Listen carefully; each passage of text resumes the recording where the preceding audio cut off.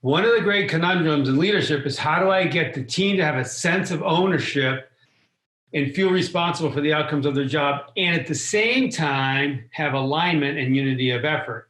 And it's usually framed up in terms of I get one or the other. Just do it. I get a lot of ownership, little unity of effort, very commanding control, lots of unity of effort, but I don't get a lot of ownership. And intent is what breaks that logjam. And intent allows you to get both high levels of ownership and tremendous laser focused unity of effort.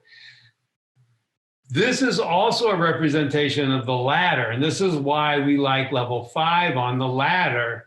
That's why we say level 5 is the target spot, because down here at level 1, this is tell me what to do, or I'll tell you what to do. And then we move up to what do you see, what do you think, what would you recommend, what do you intend to do? And then when you go to level 6, which is just do it, then you move over here. So 5 is the peak where you get the maximum amount of both unity of effort and ownership with intent. Intent is the magic word. I'm David Marquet. That's your Leadership Nudge.